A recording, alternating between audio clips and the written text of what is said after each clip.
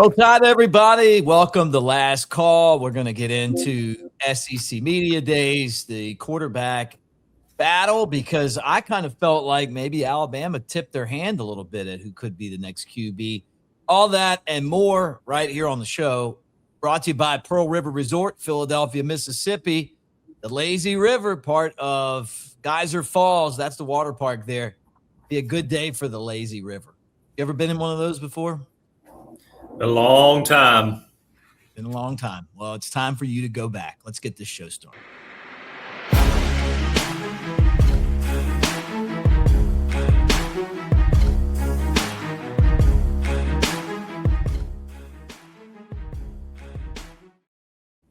All right, there he is, Jake Coker. You know him from his time at Alabama as the quarterback, 2015. I'm Mick Gillespie. Good to see you guys. SEC Media Days, Bama went yesterday, and I found it interesting when they asked, Ryan Coleman Williams now, and Kalen DeBoer about the quarterback battle. The thing that they said about Austin Mack that made me think that he's probably going to be the guy is Lane. Why do I keep saying Lane? Coach talked about that he was tall and he could run a lot better than you thought. And then Ryan Williams was calling him the human playbook. I thought both of those things, been there 4 years, been in the system, came over from Washington. You got a team that has no returning starters, a couple guys. Wouldn't you want a quarterback that's a human playbook? I mean, that's the Ty Simpson at the quarterback position. I think Austin Mack's a little bit more physically gifted than Ty. But again, when you know no ball like Ty does, you can overcome a lot. And I'm not saying he was a weak thrower or anything like that. I just, when you look at the measurables of the two other guys that were on the roster last year, bigger, taller, stronger, and that's great and all. But quarterback comes down to knowing the offense, knowing how to be prepared, being prepared, and execution. And Ty was the best at all of that. I would agree. You got to have a guy who understands what's going on. To me, that's great, but it still doesn't give me enough to really understand, what's going on. I mean, that's a really good indicator and all, but I want to see him, in the first game come out with some aggression and commitment to his throws and really watching him play with confidence if he's the guy. I mean, I just, all of this is great, to hear. Don't get me wrong. Sounds like he's prepped through, his 3 years at Alabama and mentally he's there, but you just never know till guys are on the field.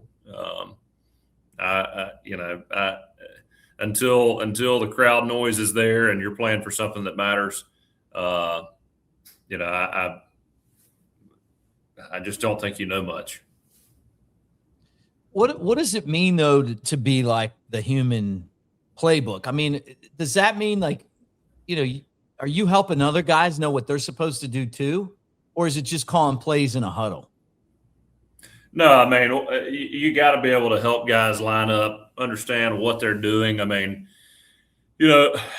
guys can – I don't know what his version of the human playbook is, but, when you go through an install, over the summer or whenever, routes are written on a page. Guys' assignments are shown on a page for visuals,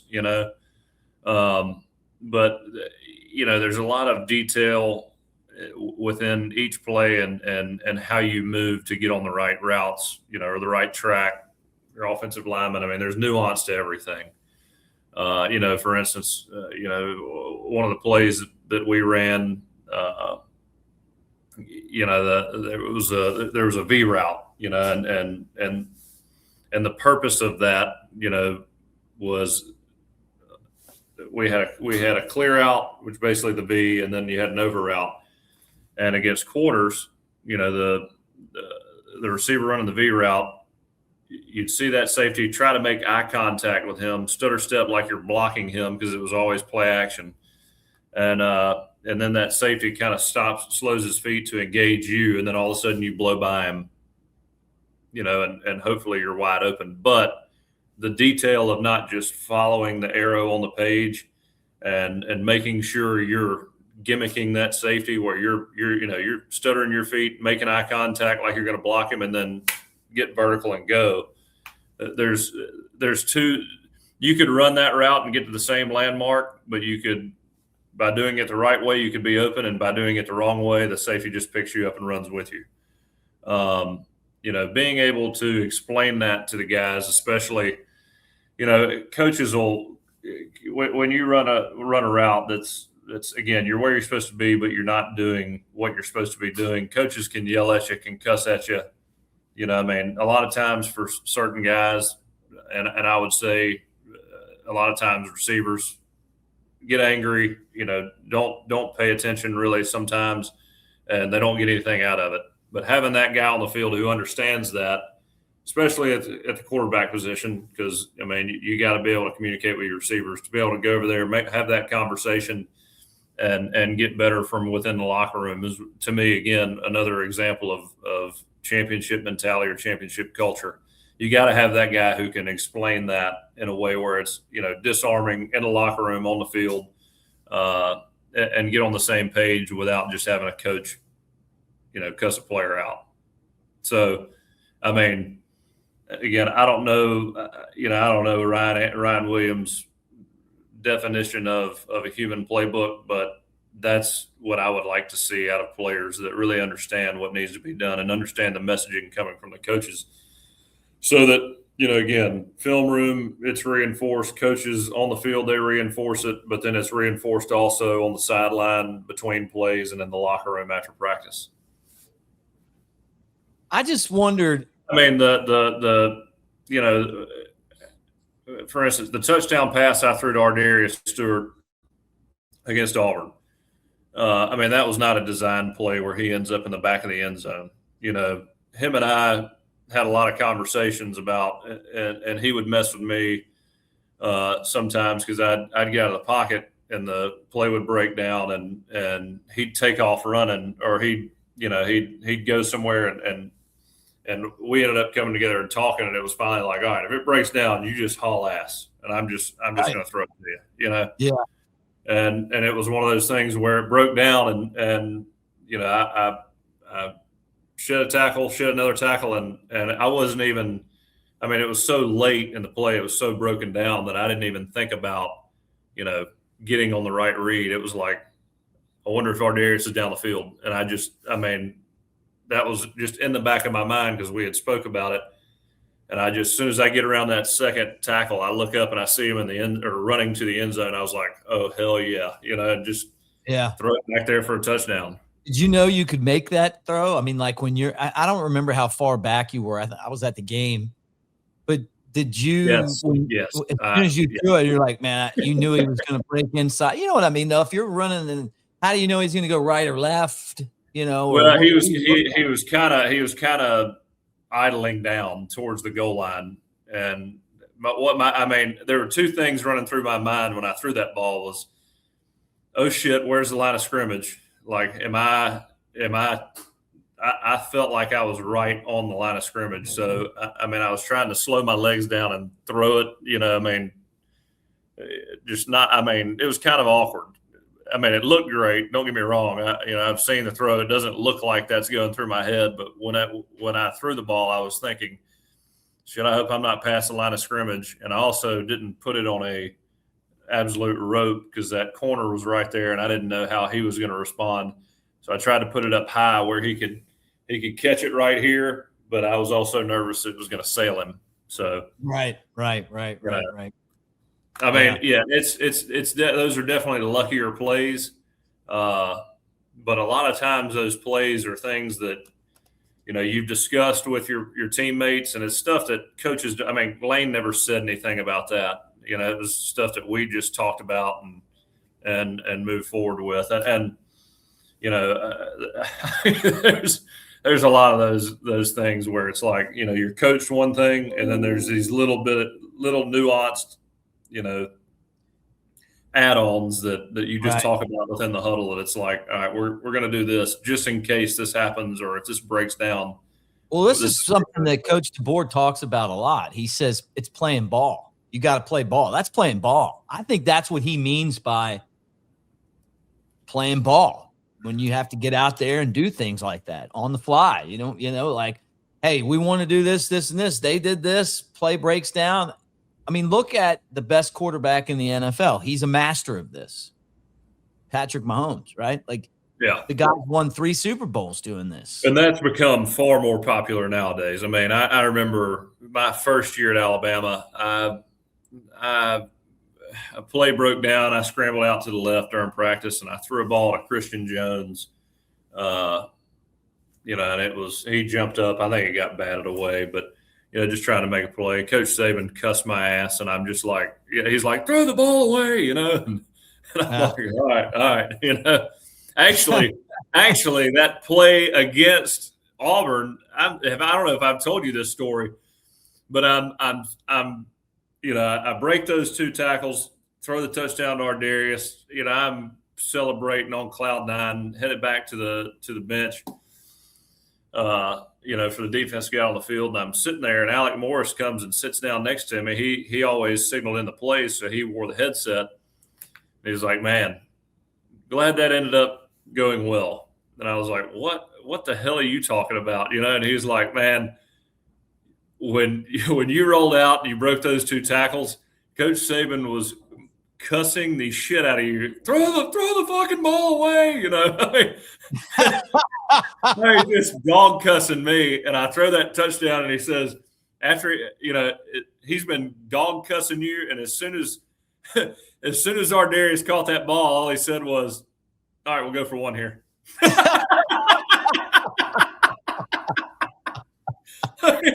like, "Throw the ball away, you dumbass mother!" The ball was like, "All right, we'll go for 1 here." Hey, you teach it, and then you go out and do it, right? Like, they want you to be a leader, and sometimes that's being a leader, Oh, yeah. Well, it's like Tua when Coach Saban was pissed off about that sack, and Tua said, Coach Saban came up and got pissed off about him and take the sack, and he said, "Coach, I just need a little bit more room to throw that touchdown." You gotta. There's definitely some give and take there, that's for sure. But when you do it, you cannot screw it up, or you couldn't back when Coach Saban was the man. Well, this is the complicated part of this to me is you don't want to lose Keelan Russell, right? Like, eventually he will be the quarterback. But when is that eventually? Because if Austin Mack wins the job, has a great season, are you going to put Keelan Russell in next year if he comes back? Right. And I mean, I feel like this team's a year away. Like, I think this season could be good, but I don't know that they're going to be as experienced and talented as they will next year, especially on offense. Maybe on defense. Defense is set up pretty good, especially in the secondary. But just the way that everybody was talking about Mack made me think that he could be the guy. Like, he really could be the guy. And maybe I'm looking too much into all the other stuff. Guy's got more experience. He knows the playbook. And then he's got a young offense around him of guys that don't have experience playing together. Some of them have transferred in. Some of them have gotten into games. But it's not like you're bringing back, just 2 starters. I put Latsir Brooks as a starter too, maybe. That would give you 3. But, still. Yeah. I think – again, I think I've talked about this before, but Ryan Grubb to me is one of those guys who he wants to make a decision based on the mental capacity of his quarterbacks. That's the read that I get. I've never discussed that with Ryan Grubb before. I've never talked to him about that, but I get the feeling that he's a pretty no nonsense guy, and he wants his quarterback to be on the same page with him. And look, guy every quarterback he's had in my memory, in college. And I feel like Geno Smith had a good year at Seattle when he had Geno Smith, when he was the offensive coordinator at Seattle. But his quarterbacks have played well. His quarterbacks have always played at a high level. I don't know who the guy's going to be, but I will be honest with you. My concern is not the quarterback position. I don't think we have an issue there. I think we've got two great options. Again, I think Keelan Russell probably gives you more from a versatility standpoint.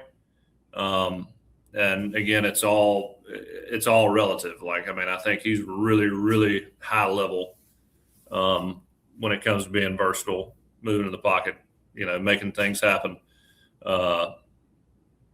But again, if Austin Mack is picked a guy, then I feel really good about that, because Ryan Grubb's not going to put somebody out there with his first. His first pick at quarterback is not going to be a guy that doesn't understand what needs to be done out there. He's just not. That's never been his weakness since he's been in my memory of him being a coach. Right. The biggest issue, bar none, I think it's obvious to everyone, is the offensive line. And if you don't protect them, it really doesn't matter who the quarterback is. Mm-hmm.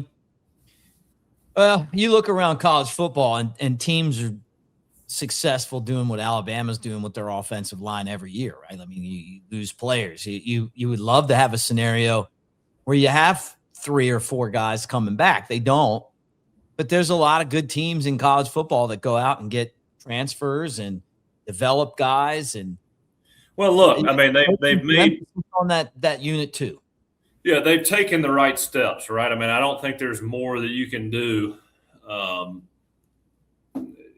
I don't think there's any more that they could do to face that problem head on. You got 2 new faces on the coaching staff. That's what they've made their careers on, building good run games. Obviously there's nothing you can do to a certain extent about some of those guys leaving. Whether it's the draft or whatever it may be. So, you got to fill those holes. I think we did that. We don't have much, age there, but that's, kind of dealing with the hand you're dealt. You can't let teams just tee off on you, bringing pressures and knowing you're going to throw the ball and just be a one-dimensional team. You got to make teams respect the run game and the passing game. Without that, you're putting your quarterback in a tough spot. Yeah. Well, if you went with Russell, and that could happen, you're just taking a risk of, how long is it going to take him to be able to go out there and perform with this unit?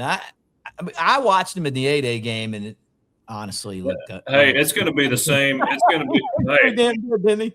Yeah, it's going to be the same for Austin Mack, though. He doesn't have true real game experience. We've seen him play, and he got in at the Rose Bowl at the end of the year, but at that point, it was I had pretty much lost interest, Right. So it's going to be the same with him no matter what. Those games, those reps at the end of games, it's great to get on the field and it's great to play, but it is nothing like, playing your first game and my first real game experience that mattered. I guess I threw a touchdown against Florida my junior year at Alabama, but it was, we were beating Florida and Blake got hurt. He went out, then I went in for a series. We scored, and that was meaningful. And that was an awesome experience. But the first real experience I had where, we're playing Wisconsin in Jerry's World, game 0-0. It's time to, really make an impact. That was my first experience. And I can tell you the feeling of going in there and playing and starting in a game like that, in that atmosphere was completely different than going in against A&M up 59-0 or Right. Yeah. I mean, it's just a different animal. So you got into that 59-0 game against A&M? Yeah, I mean, I guess it was 52-0 when I got in there. We scored one touchdown. Funniest story on that. I got a funny one on that one. Hold on though. Let me tell everyone about our friends at Patriot Roofing and Builders. Whether you have something that's modest or you have something that's super extravagant, it doesn't matter. Anywhere in between, these guys got you covered. The gang at Patriot, big guys. They love Alabama. Will and Justin got you covered. If you have questions, you call, those guys answer. Even if you're Auburn fans, they're going to do a bang-up job for you. Even if you're UAB fans, even if you like LSU, you get great service with these guys. Free inspections. You can count on Will and Justin. Answer your call. Free inspections. Mention that. They are unlimited home builders. They got a license to do everything: roofing, siding, gutters, windows, and full home renovations. It's an important job. They're going to take the stress off of you. And, if you're in the market for this, at least give those guys a call and let them quote you. Let them come out and do it. You want to get as many quotes as you can on something like this. So we're doing the tailgate show. You and I are part of that. But you were playing at the time, and we had one of our members. This was when it was Baron Huber, Mike Johnson. I think Mike Johnson might have been in the NFL. So it might have been Baron Huber, Ben George, and me. And Ben picked Texas A&M to win that game. I'll never forget it. We were at Rounders, and he just thought Texas A&M, they had a quarterback. Guy's name was Johnny Football. No, that wasn't the same game. It was a different game. But but we won 59-0. Didn't we lose to them the year before? No. We didn't. Got it. But he picked Texas A&M to win. And I sat next to him at the game, and I remember when it was like it was a lot to a little. Yeah, that was one of the worst beatdowns I've ever seen. I mean, just because it was supposed to be a decent game. Yeah. And it was like A&M had just quit. I mean, I remember watching TJ Eldon score, and on one of those plays, man, it was I can't really remember, but I remember why. I can't remember who it was or even what personnel it was. I think it was a linebacker, but man, he just didn't even. He just watched TJ score, and it was like, man, y'all are just this is insane. Y'all just don't even care. There's just no will to win whatsoever. Right. I'm going to try to figure it out here. Bama had beat them in College Station. Yeah, it was Kenny. I can't remember Kenny Sumlin. Yeah, Kenny Sumlin was the coach. No. That's Kevin Sumlin was the coach, but Kenny. They called him Kenny Trill. I can't remember his real last name. So they beat us in 2012 was Johnny Manziel. 2013 was Johnny Manziel. 2014, yeah. He picked Texas A&M to win. They were supposed to be good. We beat them 59-0. Those were the good old days, man. Saban would just surprise a team every once in a while with just an absolute butt whooping. Kenny Hill. Kenny Hill. Yeah. But Ben picked him. I just remember Ben picking him. And I have I don't pick against Alabama often, which means never. If I say it's going to be really close, sometimes I'm like, not sure. But to come out and pick against us, and then for that to happen, it was glorious. And I still will. I'm going to remind that man of that pick forever, because it's not like we won by a touchdown, 59-0. Oh yeah, I mean that may be the most brutal. I mean, that one, and when I was at Florida State, we beat Clemson like 45-0, and that was like the game. It was like I think it was remember game that one. Yeah, I do remember that because that was when they thought Clemson was about to turn the corner. Yeah, that one. I mean, when we beat Michigan State in the Cotton Bowl, that was a brutal beatdown as well. And then I guess when we beat Georgia at Georgia, I don't know, man. There was I'll let you sit there and think about it. There was a lot of games where it was just the kind of games that ruin coaches' careers. I mean Oh, yeah.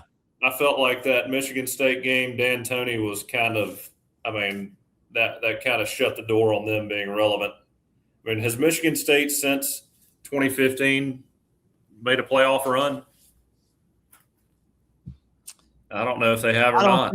I think they made one playoff run, but would you? I mean, not that you know, I mean, Ben. Georgia was. I mean, that was Mark Richt was done after that. That was his last year at Georgia. Right. You guys got him fired. So when you heard that Ben George on the tailgate show had picked against you guys, is that what brought the locker room together for that historic beatdown? Yeah. Yeah.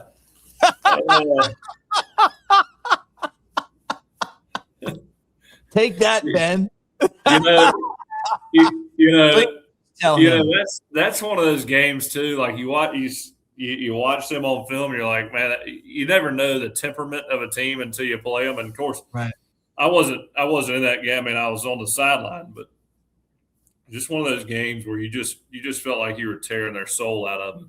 I mean, it was just, I mean, again, just their will to play was just gone. Like, no, they were ready to get back on that plane and go back.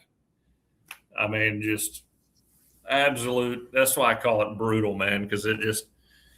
I mean, when you look back on it, you kind of feel bad for them. I don't feel bad. You know, once you have kids, you start thinking about it differently. You got a little bit more compassion. Yeah, right. Yeah, no, not me. I'm totally kidding. Oh, I know. But you know what I'm not kidding about? A great place to go on vacation. Residence Inn by Marriott Ocean City. OC, baby. Let's go. Hit that QR code. They talk like that here. Hey, Hoyne. You like those crabs? Crabs, crab cakes, anything, crab imperial, crab soup, all that stuff if you like crabs. But look, the seafood's great. I know I joke around. One of the best places on earth to go vacation. And that hotel's won back-to-back coastal style hotel of the year. It's just a fantastic place. The next round, they've gone and done their show there. You guys would love to hang out and be a great place. Go say hi to Keith and tell him that we sent you. Tell him you heard about it here. Residence Inn by Marriott Ocean City. And we got a lot of people that watch that are part of our network that live, in the Mid-Atlantic. So you guys swing over there if it's close, and then that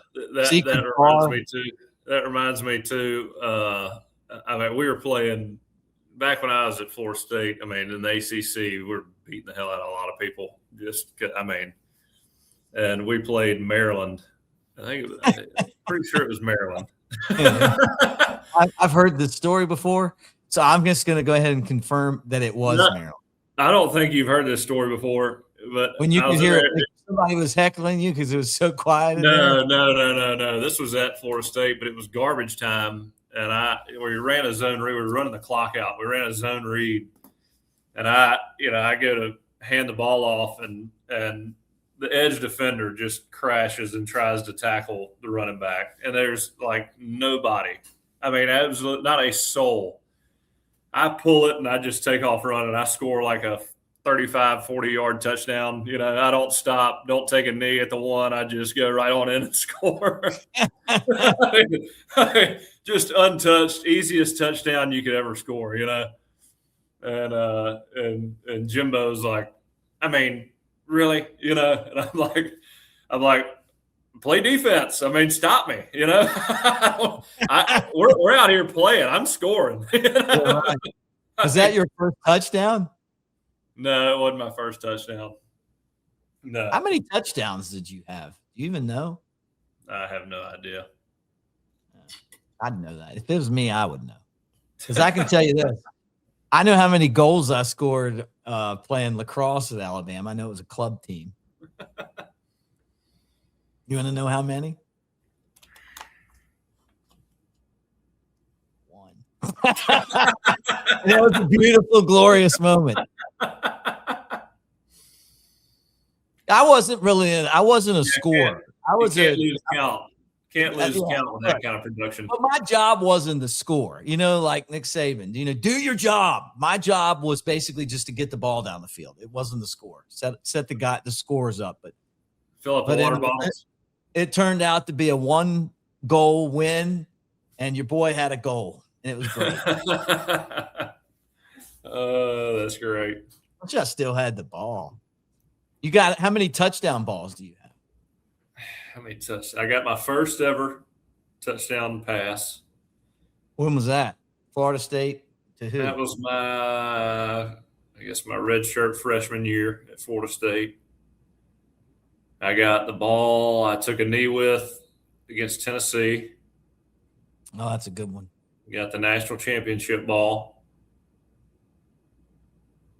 And I think that's it. I think I got those three balls. First touchdown and the game-winning ball for Tennessee and Clemson. How much are those worth? Like if we decided to sell that collection there, what do you think? I don't know. I would imagine the national championship ball would be up there because it was the ball that actually was the last ball snapped in the national championship game. You got the last ball snapped in the national championship victory. I was watching, I'm a Cubs guy, and I'm watching the Lovable Reunion podcast. David Ross, who played for 2 awful colleges, Auburn and Florida, which is just amazing, right? I'm just kidding. He's a good dude. And Anthony Rizzo, who's the Cubs first baseman, they win the World Series 2016. He puts the last out in his back pocket. Chris Bryant throws him the ball. First World Series win for the Cubs in 108 years. His agent is before, and he gave the ball to the Cubs, gave it to the owner, Tom Ricketts, a friend of mine. Great move by him. Puts the ball in his back pocket, and his agent's like, the first offer for this ball is $2 million. I'd have been. Somebody just called up right away. I'll give you $2 million for it. Can you imagine? Yeah, I'd never sell that football, but nobody was getting it out of my hands. Actually, I gave it to my wife as soon as the game was over. Right. Yeah, I gave it to my wife after the game was over, and Sarah was telling me that my father-in-law was throwing it in the parking lot with my brother-in-law. I was like, scuff that damn thing up. Like, you idiots. Hey, we were doing that. Can you imagine had some kid just like picked it off and run away with it and have no idea what that ball was? Oh, no. I'm getting to this. So do you remember the guy that was in the Roll Tide commercial on ESPN? He was an Alabama super fan, and he had all the tattoos, kind of a shorter, big guy. And he had like Bear Bryant tattoos, and like his whole body was Alabama. Yeah. He had a Bear Bryant on his back. Yeah. We were friends with him. We were in the parking lot for the Music City Bowl, like when Spencer Pennington was the QB. I think like 2006 or something. Yeah. Anyway, we're throwing the football, and he didn't see a car coming, and he went up to catch the ball and rolled off the hood of this car. He was okay. But what if that had been your football? Hey, as long as they got the ball back, I'd have been good, You do the thing like Mike Johnson called. Had it had a huge scuff on it, I'd have been like, guys, I can't take anywhere. Yeah, what are we doing here? Did you do you have it in like see, we got to get your studio set up because we need these as props. Yeah, I got to get all the water out of my house first. Okay, look, I wasn't. Have you noticed I haven't even joked about anything like that today because I know that's it's a touchy subject right now. But you're gonna when it all gets worked out, I'll get back to making fun of you. We're not right now. I appreciate that. Right now, we're focused on football. We're Focused on football. So anyway, that's awesome, man. Those are some great footballs. I know where the 1992 last like play football is one of the equipment guys that I'm friends with has it. So I'll leave it at He could sell that one too. that. I know. Think about that. Like that 92 game. Yeah, that was yours was one of the best games I ever went to. I mean, like you could say like the walk-off, like the one against Georgia that we won was a great game. And well, no, it wasn't a great game. It sucked until the end, right? Like your game was a great game. Like it was two teams going back and forth the entire game. It was so exciting. It was like oh yeah, that was you know?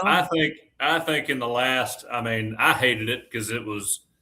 I say I hated it. I would, you always want to go in and steamroll somebody, and you're always, I mean, with a game with that much weight to it, you're like, man, we got to put them down. But I could imagine being someone watching that game would be freaking awesome. I mean, it was just, you never knew what was going to happen that entire game. And there really weren't many mistakes made by either team. Mm-mm. It wasn't like great plays. Yeah. Yeah. I mean, we should you and I should go watch the game together and do like a live show where we just sit there and watch it. And you tell us about what's going on. We could do have that. Beers. I mean, seriously, like have some beers. You guys come hang. Maybe do it at like Innisfree. So much fun. That'd be so fun. Because I mean, think about like how many times you're going to get to go behind the scenes with a national championship quarterback in the championship game and tell us like what's going on. Like, those are historic moments. All right. Well, look, as we wrap up, I do want to say this. And I hate saying this because it's so hard to say, but Will Roberts, that little guy that was battling cancer, passed away yesterday, and it's heartbreaking. I've talked about him before. I've known his grandmother Dorothy and his mom Brittany for years, and I just can't even tell you how hard it was to sit there and watch him fight for his life and fight valiantly and bravely. And then you guys probably have seen it because he was on social media and they put it out there. And I wondered at first, like, why you would put that out there, because it's so hard to go on there and be emotional and be honest and be open. And what I didn't realize is that, you get paid for that. And that money goes to help his cancer treatments that he had. And he had a lot of cancer treatments. I mean, and it's, who knows what the bills are going to be for them, but they did everything possible for him. He had a very rare bone cancer. At one point they cut his leg off and then sewed his foot on backwards because that, when he had a prosthetic, it would work better for him. And the kid was so positive and so hopeful. And God, I mean, I just have thought about it like constantly for a long time. And we talked about it on the tailgate show before, but condolences to his family. And I hope God gives them peace, because I just watching from afar, it's affected me. And I can't even imagine what it would be like for them to have gone through all of this and how do you find peace? But at the same time, the one thing I will say is that the courage that he had will be something that sticks with me for a long, long time. And you and I both are parents, like my son's a year younger. I can't even just put myself in that situation, and you want to sympathize, but it's hard because even your sympathy doesn't even come with enough understanding of what that must have been like. Yeah. If that makes any sense. But yeah.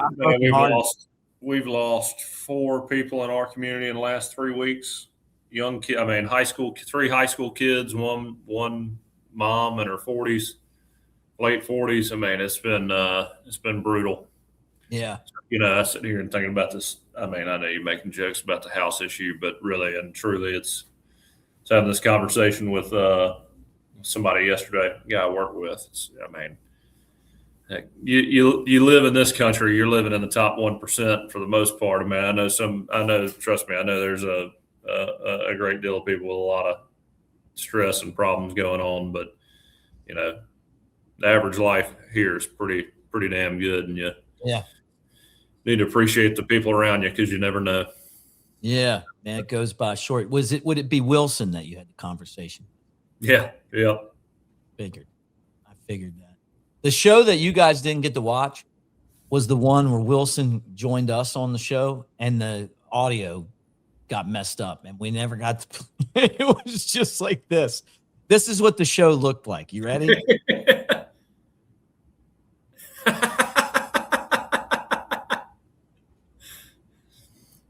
Hey, probably a good thing. Probably a good thing. Well, hey guys, look, comment in the comment section, be a part of the next round, like and subscribe, thumbs up, to make sure that you guys pay attention to what's going on. Also, shout out to Andrew O'Gara, who is on the channel now. I've been watching some of his stuff from SEC media days. Man, I really like him. I've never met him in person, but I just like him. You can just tell when you watch someone's show, like, oh yeah, this is a cool dude. So something else to check out on the channel, and share our show if you can, with your Bama friends as we get closer to kickoff. But Jake, great conversation today. Any final thoughts? Man, it's about that time of year. I'm excited. As soon as August 1st rolls around, it's here. It's that time of year again. Best time of the year.